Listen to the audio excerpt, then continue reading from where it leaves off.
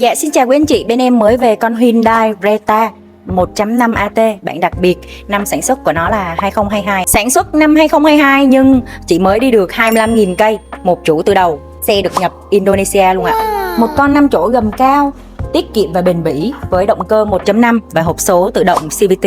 Xe được trang bị lót sàn và một bộ phim 3M Crystalline cực kỳ chất lượng. Xe chủ cũ giữ rất là kỹ, nội thất vẫn còn rất là tinh tươm. Một số chi tiết màn hình còn chưa được bóc ra nữa. Được trang bị loa bâu cho âm thanh rất hay, nghe rất là êm. Cốp siêu rộng rãi, phù hợp cho gia đình có con nhỏ và chở nhiều đồ ạ. Và giá cho một con xe đẹp, ô tô thấp, sử dụng giữ gìn chỉ 578 triệu. Xe rất hot, mang về có thể đi ngay. Anh chị có nhu cầu, hãy liên hệ với bên em ngay nhé.